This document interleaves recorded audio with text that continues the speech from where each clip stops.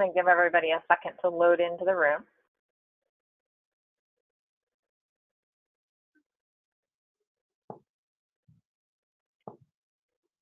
All right.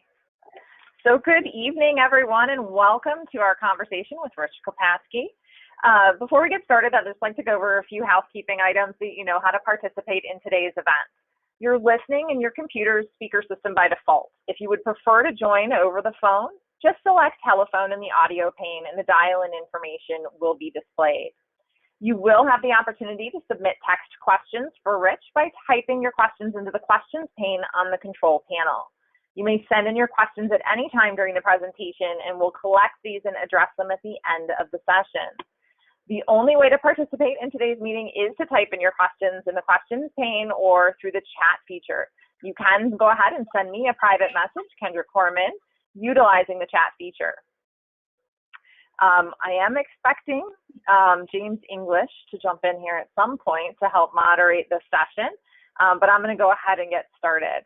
Our guest today is Rich Kolpasky, so thank you very much for your time today, Rich. Rich grew up in St. Clair Shores, Michigan, and in 1986 he learned his Bachelor's of Science in Mechanical Engineering from the U.S. Military Academy at West Point.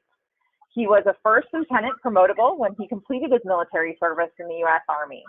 In 2000, Rich earned his MBA from Michigan State University.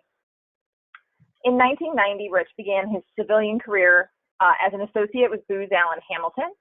In 1993, he joined TI Automotive. Today, it's known as TI Fluid Systems, and held numerous positions of increasing responsibility, ultimately rising to the position of president prior to semi-retiring in 2008. From 2008 to 2010, Rich was a partner with M3 Consulting, and from 2010 to 11, Rich was president and CEO North American Seating at Freesia.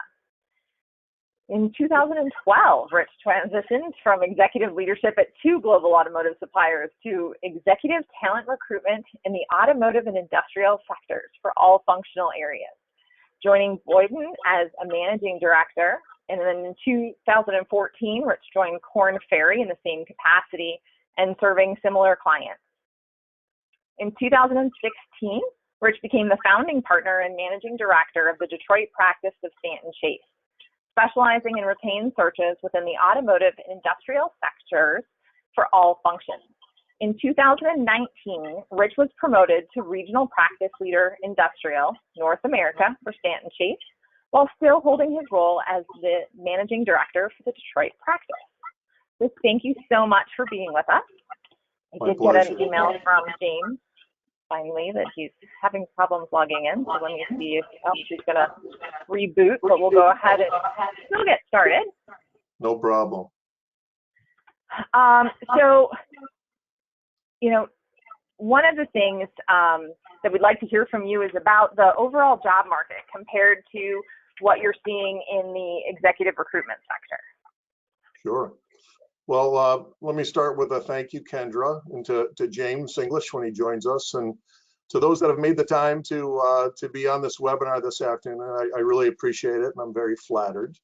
But to answer your question, what I'm seeing in the job market and what I'm seeing in executive search, I think it's an understatement to say that we're all not living in very good times with the COVID-19. We're living right now in the United States with unemployment levels that we've not seen since the Great Depression in the 1930s. My business, recruiting, I think everybody's in the industrial space, is down significantly as compared to the last few years.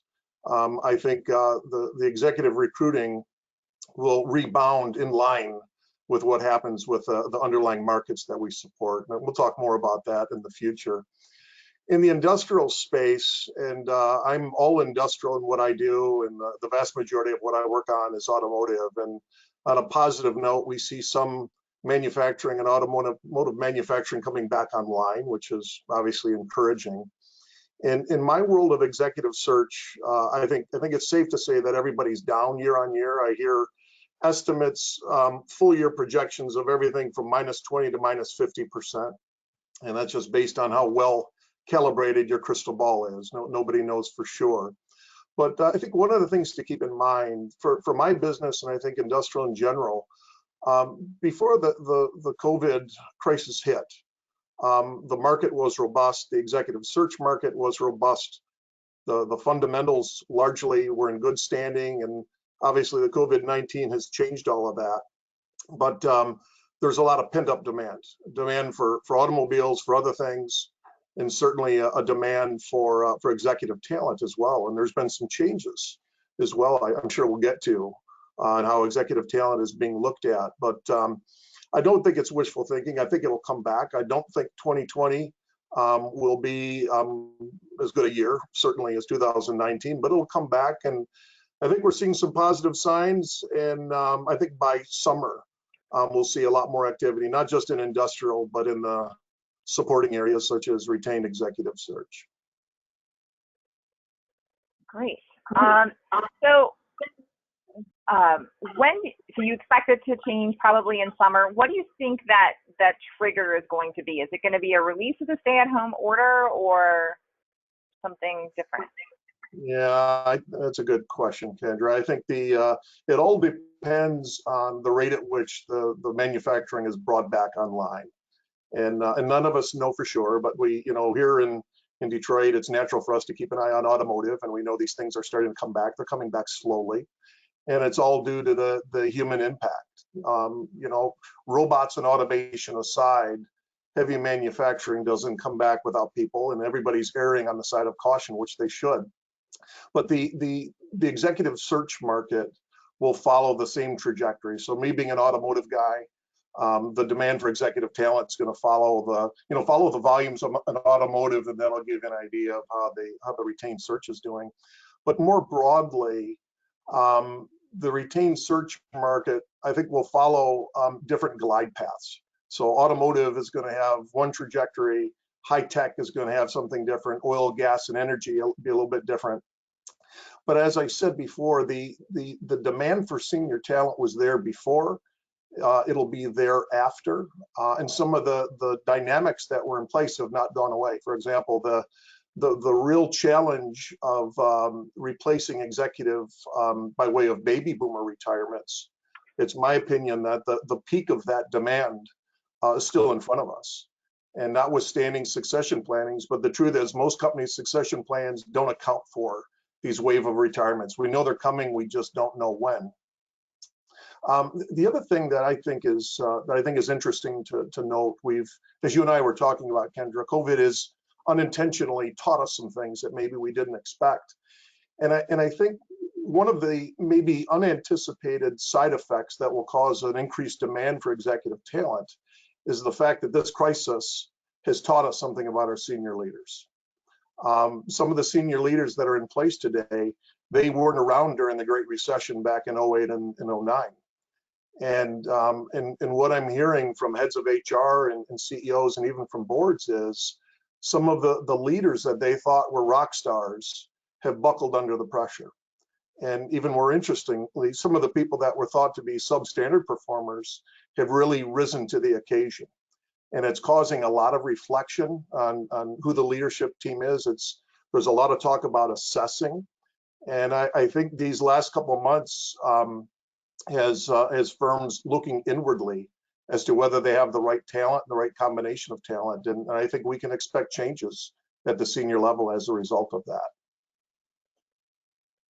Yeah, I think I've seen a lot of people talking about the different styles of leadership that people have been undergoing during this time. And, some people are communicating and some aren't.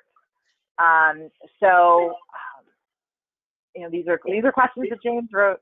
I'm hoping he's getting in soon. But no problem. I'm reading, so bear with me. But how do you at Stanton Chase find and identify employment candidates? I mean, especially in a situation like this where there's stay-at-home orders and a lot of times the people that you want for positions aren't necessarily looking. Yeah, that's true. And there's actually a couple of questions there. But so in terms of how we go about finding the talent, simply put, our clients expect us to turn over every stone on their behalf to find great talent. And I think certainly in my type of recruiting, retained recruiting, which is the kind of your more senior type of recruiting, their clients will come to us after they've exhausted their own ability to fill the role. So they'll do their own networking. Many medium and larger size companies have their own dedicated talent acquisition, so that's their own recruiting staff.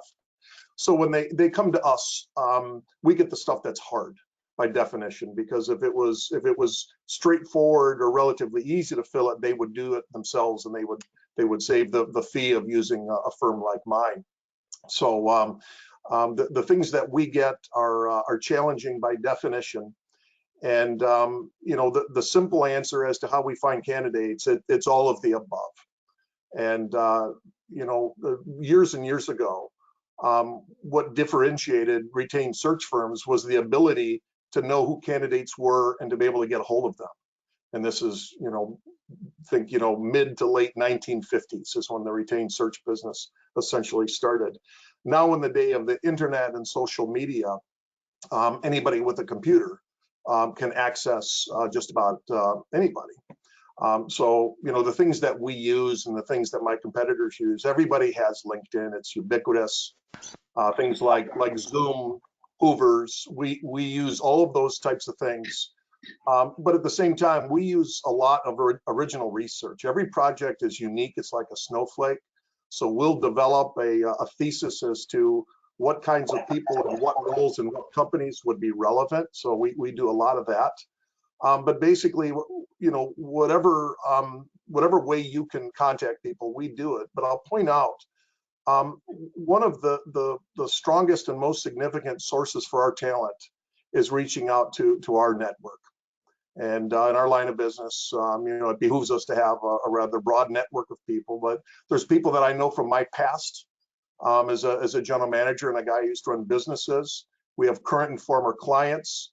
Candidates that we've placed are often sources for us, and even candidates that were maybe on one search. We built a relationship, and a lot of times we find leads for the best talent by talking with people that we trust. We've built a relationship, and simply asking them, we're looking for this type of role. It's a VP of Ops, maybe a Chief Human Resource Officer, Head of Finance. Who's the best person that you've worked with, and do you think they would be interested in this? And that's one of the most significant sources for us. And that's something that's harder to duplicate. You talk about an enduring competitive strategy. That's not something you can create. You have to have those relationships and the trust. And that's something that we really leverage in my firm. Does that answer the question, Kendra? Hopefully it does. It does. It does. So, James, I was just asking him how he finds talent, and I'm going to turn it off to you because I did not do my hair appropriately to be on camera today. So it's all you, James. I'll let you take it from here. Kendra, thank you. And Rich, thank you as well. Sorry for the technological difficulties I was having. Can you hear me okay now? I can hear you fine, James. It's I good can to hear see you you fine. too. Fantastic. And I was able to hear you guys. I just couldn't get the connection correct. So apologize for that. In any event, Rich, you were just commenting about how you source and identify talent. Obviously, with today's audience, both live as well as those who are going to view this on recording, perhaps we can dive into some advice and recommendations you can provide MSU alums relative to the search process and how you undergo qualifying, pre-qualifying the talent, and maybe dig a little bit deeper on identifying that talent. You've mentioned various positions that you work to fill. So if you had to give advice, what would that typically be to people who are interested in being found by executive talent recruiters and or considered for those roles? Yeah, that's a great place for us to go into a few other lines of questions. And I think maybe, James, we can hit that from a few different angles. But one of the things that I know was an area of interest. Kendra was just asking how we find candidates. And hopefully I answered that question adequately. But I'd mentioned LinkedIn in my prior answer. And that's a question that comes up a lot. Is it a tool that we use?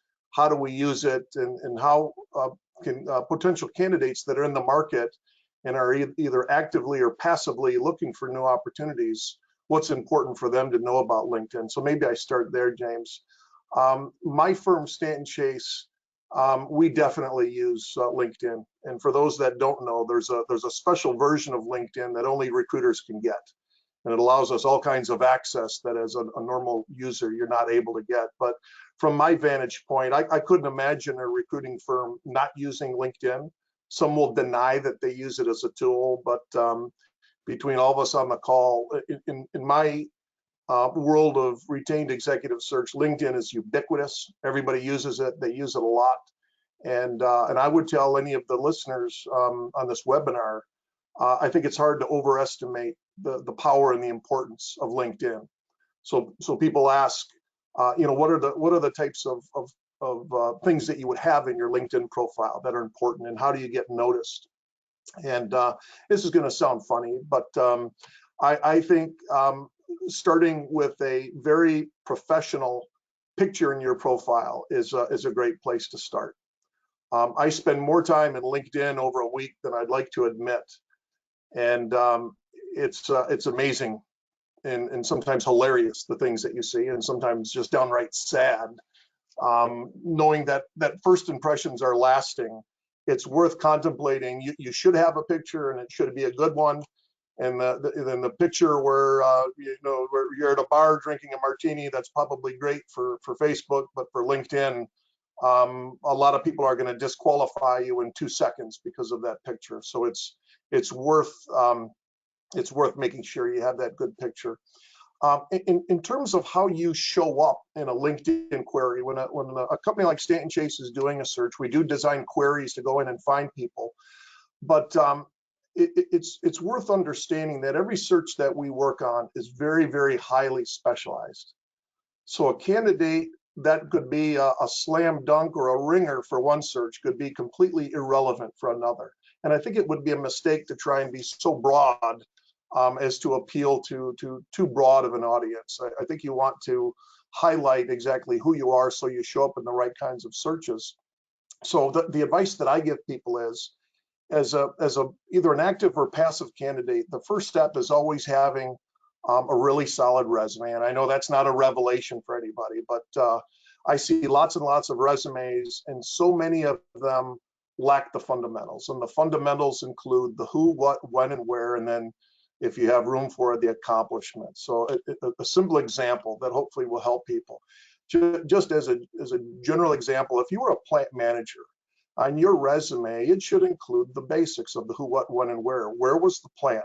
How many employees were there? What is the annual sales of that plant if it's not confidential? How big is the plant in terms of square feet or square meters? What are the products and processes associated with that plant? Who are the customers? And then after you get through some of those fundamentals, listing out some of the accomplishments. What have you achieved in terms of safety, profitability, throughput, efficiency, quality, so on and so forth. Once you have that documentation and a great resume, it's kind of the first building block or the foundation of any search that a candidate will perform. And what I would recommend, and back to LinkedIn, I recommend that candidates cut and paste the full content from the resume into LinkedIn, because that way it's there, and you'll appear in the queries for the right ones. And similarly, you'll not be brought in on the net for the ones that aren't relevant for you. So I hope that's a good answer to kind of get us started, James. It certainly does. And the more I think about it, is again, with our audience, one of the questions that came up from some of the folks who gave us a sense of what they'd like to hear is, what happens to that information if you're actively working on a search, Rich, your team places the successful candidate? Do you retain that information for future searches? And how, if that is the case, how do the candidates provide you an update? Yeah, that's a very good question, and it's I think even more of an important question than what it appears on the surface, because there are laws that are being enacted, mainly starting in Europe, but it's going to have an effect here in the United States and in North America as well, as to the data and things like resume and information and salary data that's going to be regulated and controlled to a much greater extent than we've seen in the past. But to answer your question, when we have a candidate engage with us, and again, every search we do is a little bit different. And I've worked on projects, James, where we've had the total pool of candidates is 50 or 70. I've seen searches where there's an excess of 2,000 people that are considered for one role. But by and large, when the candidates send us their resume, they do so of their own free will. And it's standard practice in my firm, and I would say within most retained search firms, where we do keep those in our databases. But it's clear that the information in that resume is owned by the candidate, not by us. And with all of the retained search firms, any candidate has the option to opt out and to say, whatever dossier you have on me, including my resume, I want it removed from your system, both hard copy and electronically, at which point the recruiting firm is obliged to do so. Very good information. Thank you for speaking on that. And you're right, we do start to see globally, whether it's GDPR or other standards relative to control of personal information or personally identifiable information, things of that nature. I have a feeling that's going to impact this space quite a bit as well. In terms of the search process, obviously you see it from your perspective, and you've also been a candidate where you've made career changes as well. Maybe we take a step back and ask you to speak a little bit about your experience, especially that transition from executive leadership at multiple global tier ones to talent recruitment, in terms of how you made that transition. And undoubtedly you had to talk to people and convince them that you had the skill set to make that transition. It's not an obvious one, but it's one that you've done very well. So maybe you could share some personal experience on that would resonate with your audience. Well, I would not recommend that my career path that any sane person attempt to follow it. The most common question that I get every day, James, is the question that you just asked me, and that is, how does a guy go from running regional and global billion-plus P&Ls to being a recruiter? I do get asked that question at least once a day.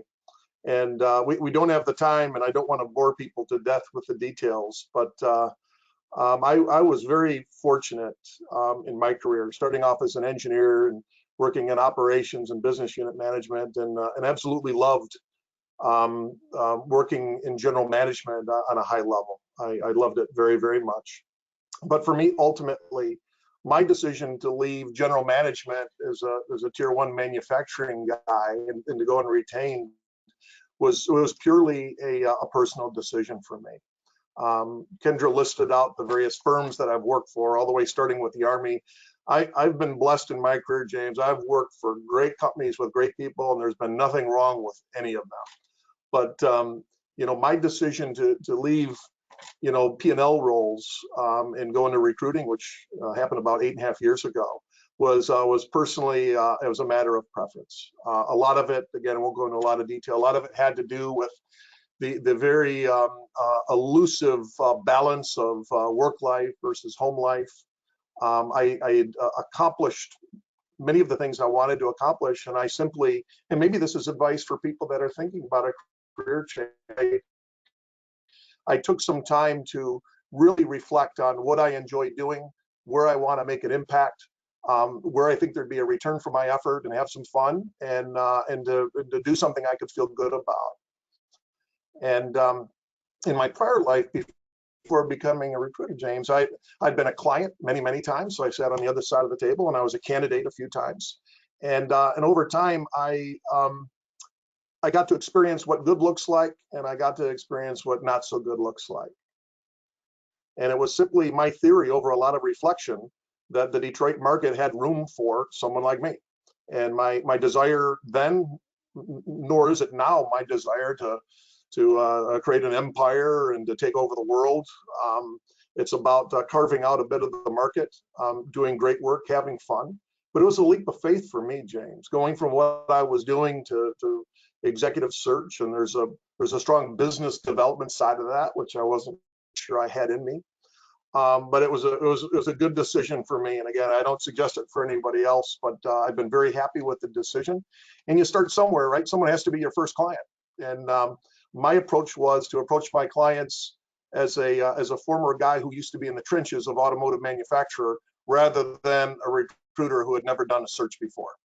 And ultimately, you take care of your clients. You're very respectful and professional with the candidates, and it's kind of like a snowball, James. It builds momentum over time, and over time you build a reputation, and it's worked out pretty good so far. I hope that answers your question, James.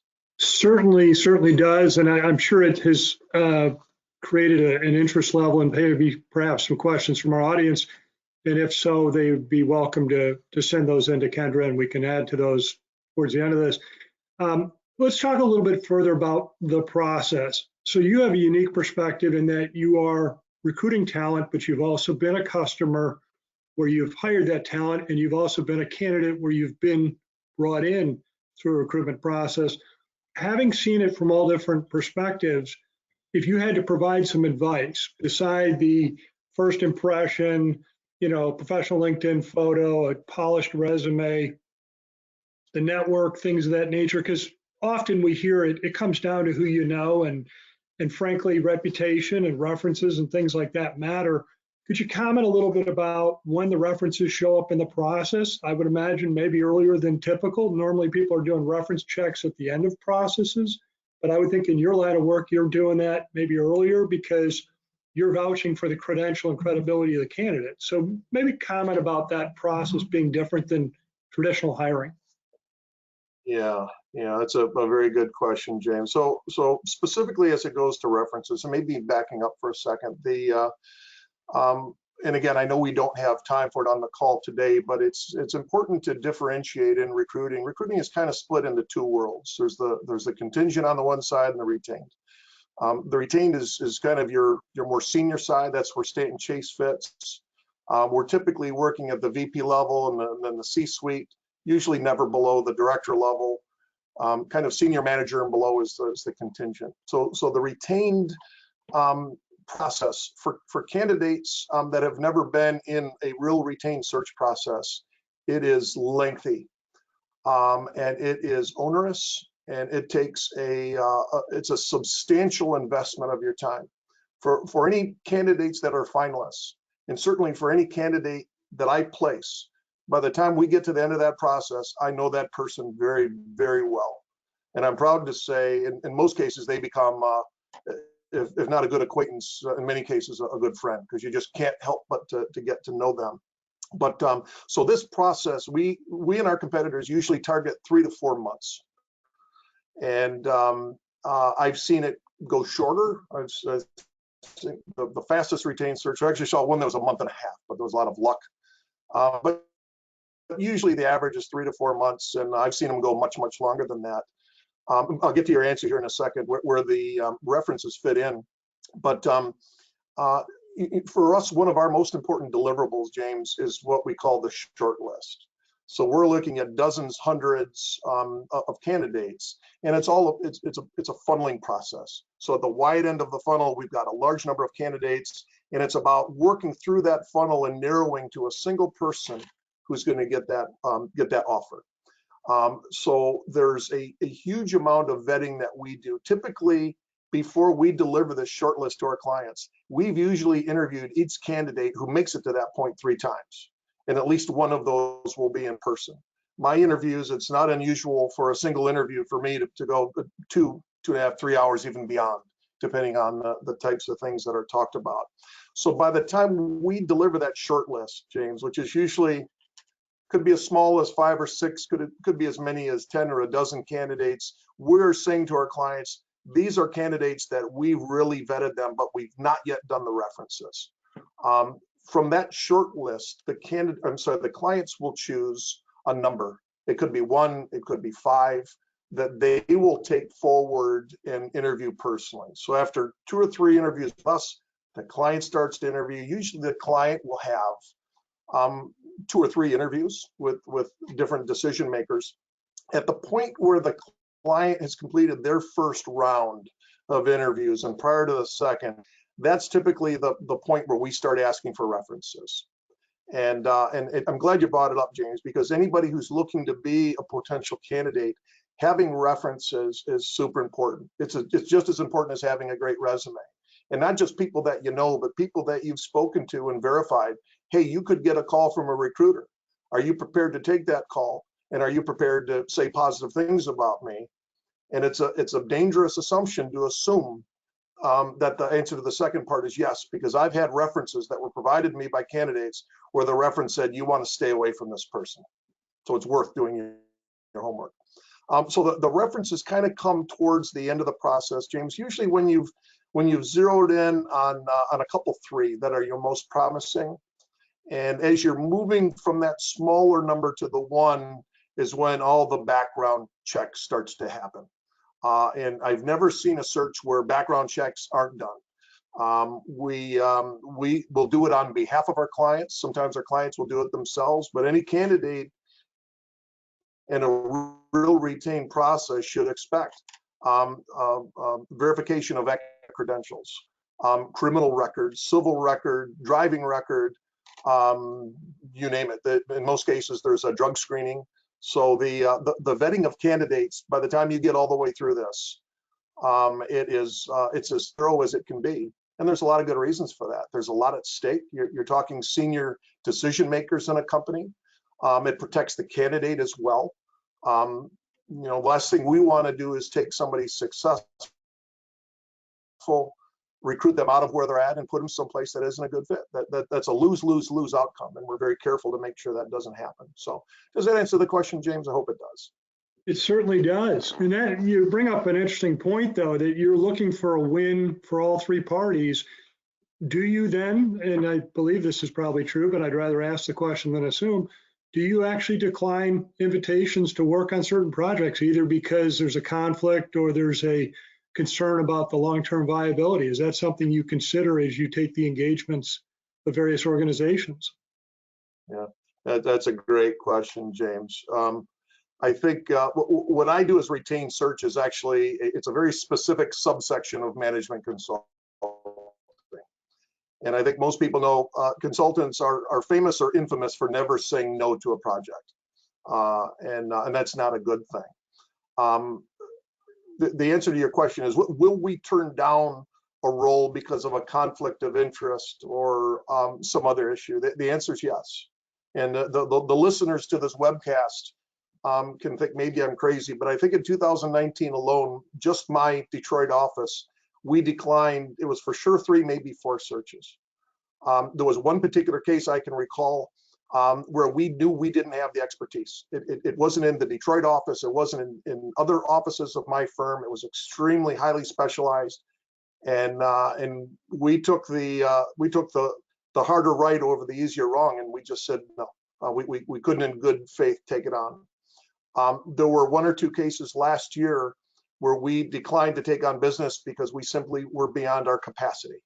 And I know consultants are not known for doing that kind of thing. Usually the thought is you take it on and you say a prayer and hope for the best. But I know all too well how much time it takes to do these searches.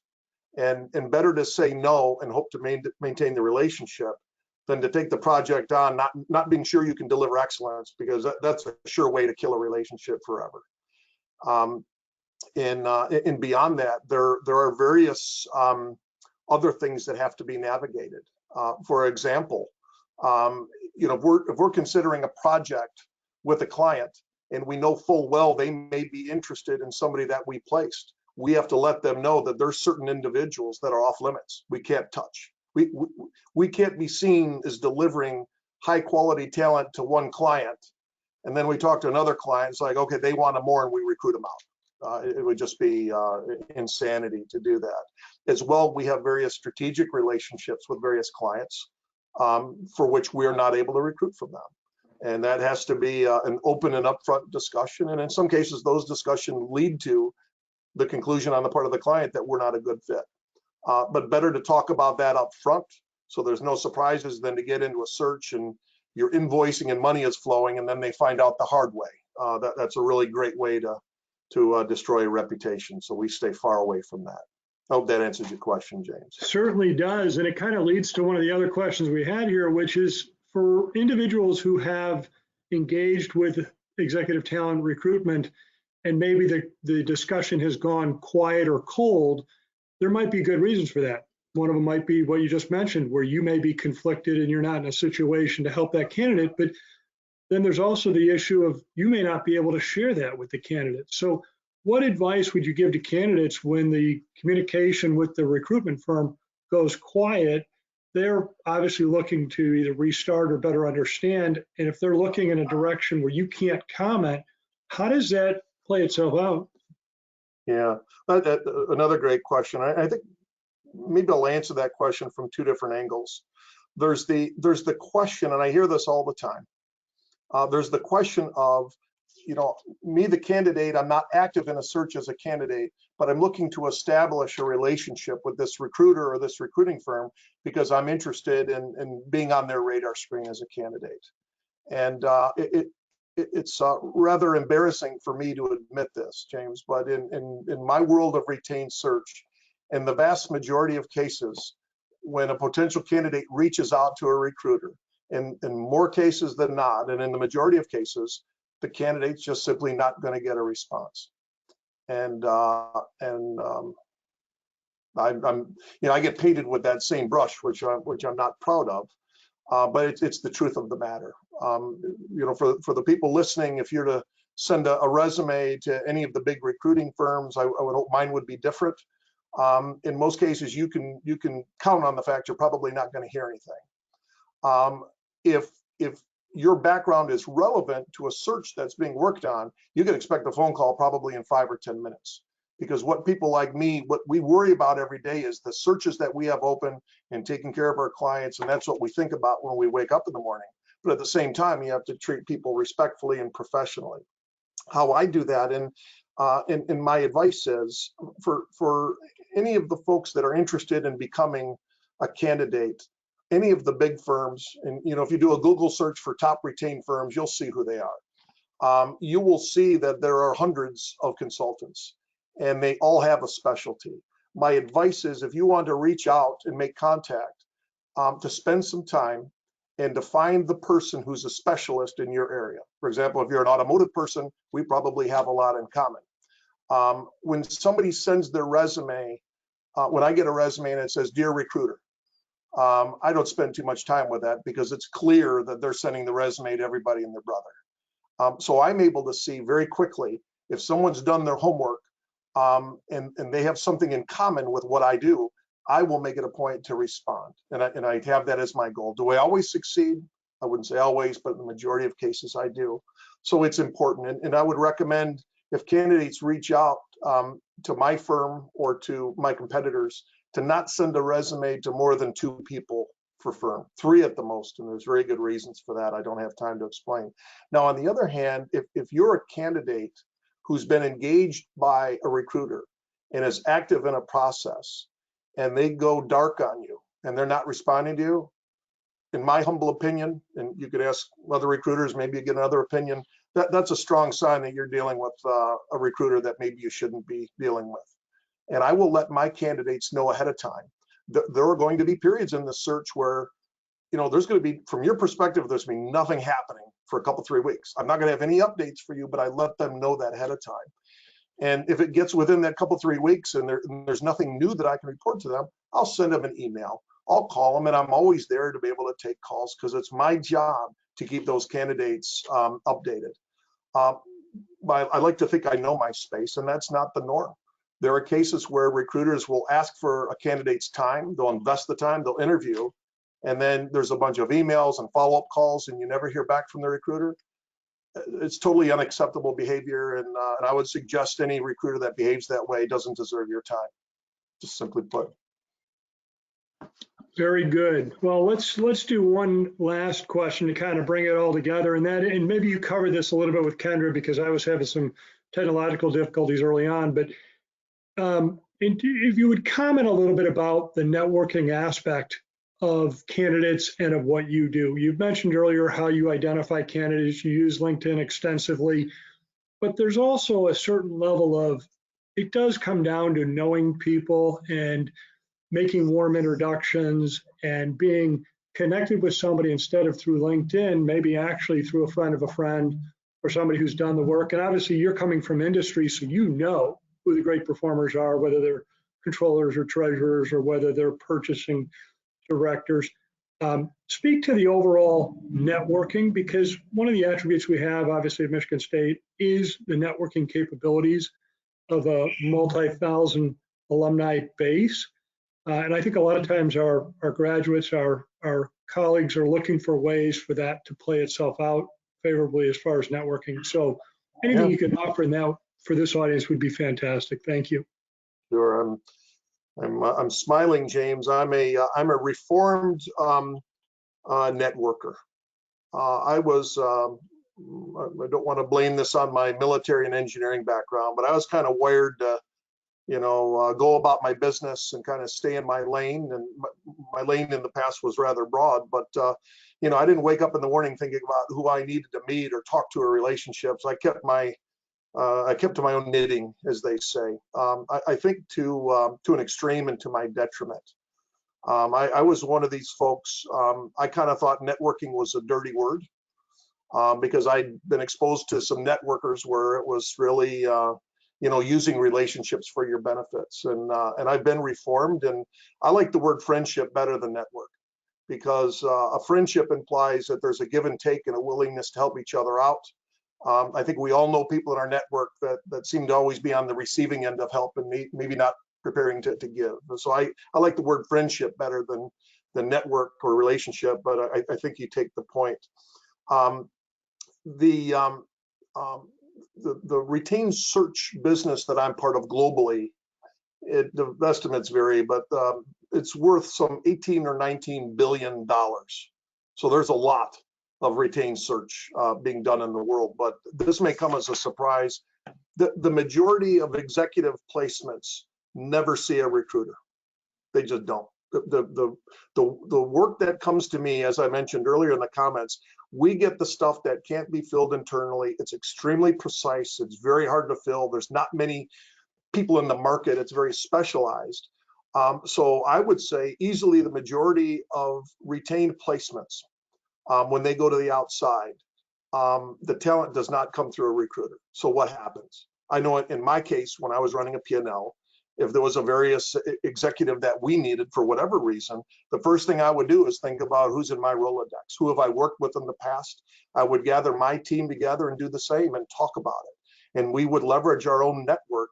And in many cases that yielded to us the people that we got connected to, and they would come with built-in references because people knew these people and worked with them in the past. So I'd mentioned earlier, hard to overestimate the importance of LinkedIn. Maybe having a strong network of people that you trust and you're able to share information with, maybe the most important thing of all. And these are work associates, James, as you said, alumni associations, and all kinds of different things. Having these trusting relationships and friendships are more important than you think. And I talk with executives every single day. I talk with people that are newly separated from a job, terminated, restructured, what have you.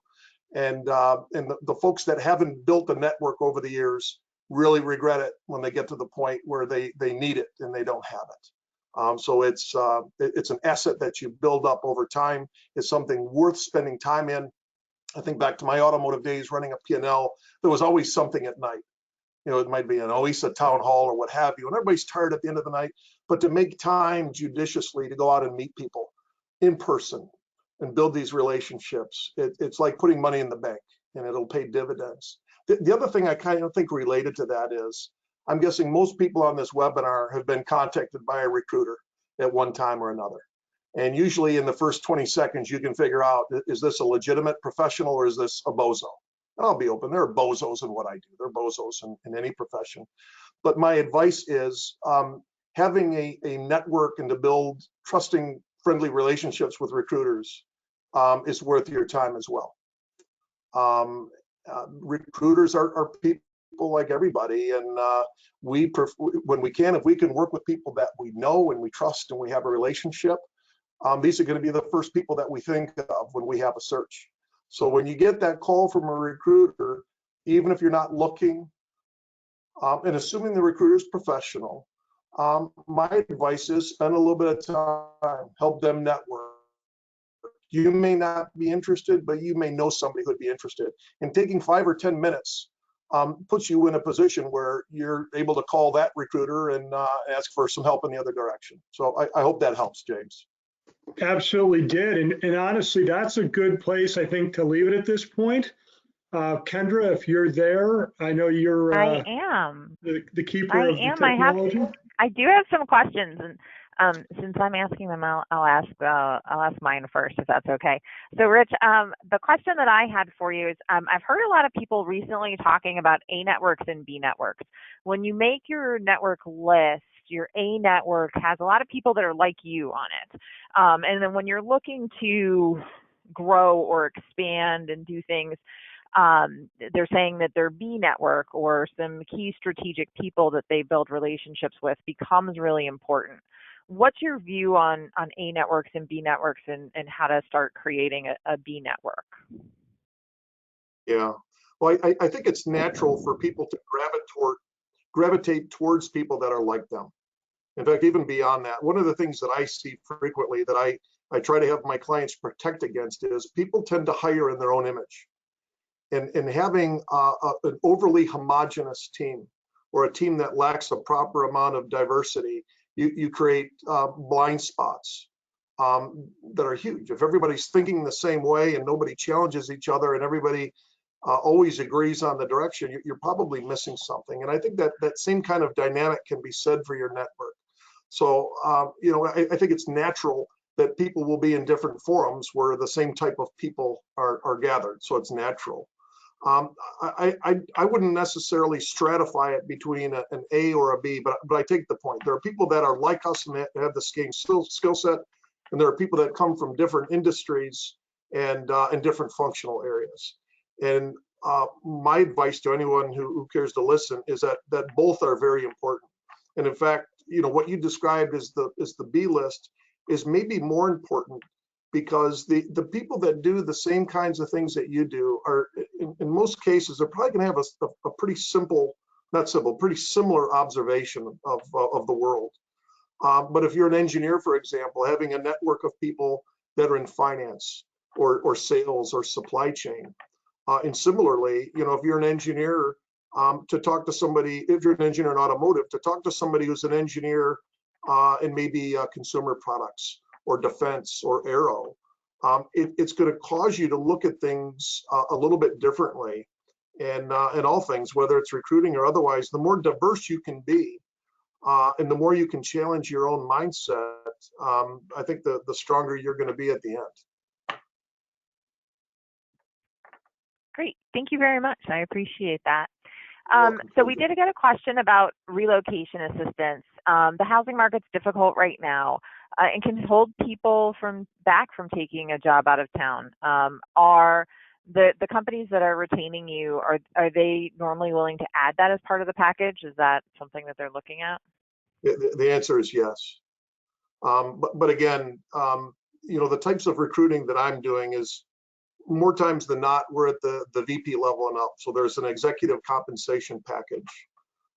We will, Kendra, occasionally we will have, and we'll talk about that up front with our clients. Do you want a local search? Do you want a regional search? Do you want a national search? Do you want a global search?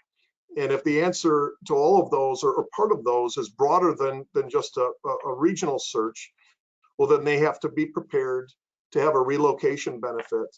Because by and large, Kendra, the people that we place, and this may surprise some people, the vast majority of people that we place in a new role were not active in the market, even passively. So many times we'll contact somebody and like, Rich, I'm not looking. Like, I know you're not looking, but I have something that I think may be interesting. And you have to be smart enough to know where someone's at and what they have. And you have to have a theory on why that may be interesting and compelling for somebody. Sometimes it is, sometimes it's not. But by and large, we're placing individuals who are content and secure. And if the job is compelling for them and it involves a relocation that they're prepared to make, in my almost 8.5 years of doing this, I've never seen a case where a client is looking for the candidate to move without having a substantial relocation package. I've never seen it. And just to be clear on that, the philosophy of most of my clients is that the candidate should be completely protected of any cost.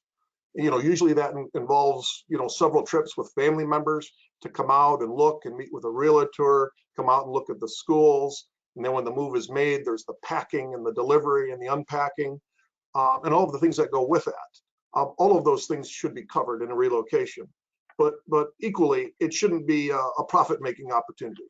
The candidate should be kept completely whole, but it shouldn't be an opportunity to pad on the compensation that's given. I hope that answers the question. Great, thank you very much. Yes, I moved several times growing up, so I definitely know how many trips are involved back and forth there and how much work that is. But a next question we have is, they're wondering if this is myth or fact. They're hearing that candidates that now apply to positions are moderated by a robot rather than a human being. Keywords in the resume, things like that. I know you mentioned using some scans to find people on LinkedIn and things like that, but if you don't have those keywords in your resume at some of these other levels, you're out. Are employers using, or are you guys even using robots for the C-level searches? The answer is no. Plainly, no, the answer is no. I mean, any of the queries that we design are designed by a human being and are vetted carefully. To give an example, on a particular search, could be a vice president of ops role. I'll conduct a query of not just LinkedIn, but our own internal proprietary databases, other databases that are out there. And depending on how you construct that query, you could end up with 5,000 or 10,000 people. It would be insane to reach out to that many people. So it is about intentionally and mindfully and purposely constructing the query in a way that you're going to be connecting with the people that are most relevant. And ultimately, when we make that contact, it could be made through LinkedIn, it could be made through email, it could be made through a phone call, it could be all of the above. In many cases, we know that this person is highly aligned to what we're looking for. In some cases, we don't know. But the use of bots or robots or artificial intelligence is not something I see at all in the retained search business. Not to say it couldn't happen in the future. And we know AI is being used in the HR space, predictive analytics, and measuring people's behavior to understand, for example, if someone's a flight risk. But in retained search, maybe it's old-fashioned, but it's extremely high touch, and it takes a high amount of time. And there's so much of what we do, at least for right now, it can't be automated. Okay, great. Thank you. And then somebody was asking, is there a viable path for somebody that's a senior executive, director level type position, more than 25 years of experience, they've got an MBA, they've got wide business experience. How do they make the transition into your candidate pool for these VP and higher positions? Yeah, well, I hope I at least partially answered that question before. If you were only going to do one thing, in order to be visible to people like me, I go back to having the LinkedIn profile. It is the most ubiquitous platform that people like me will use to find candidates, and not just a profile, but a complete profile, professionally done with a professional picture. There's a way as well, a lot of people don't know this, in LinkedIn you're able to toggle a section that will indicate that you're open for opportunities. And people are scared to death of that because they don't want their employer seeing, hey, I'm open to leave. But only people like me, recruiters, can see that. So you can be pretty comfortable with that. But having the great resume that supports the great LinkedIn profile, networking, which we've already talked about, and then as I described, taking some time to get your resume in the hands of people like me. And I've already talked about the fact that in a lot of cases, or in most cases, you're not going to hear back.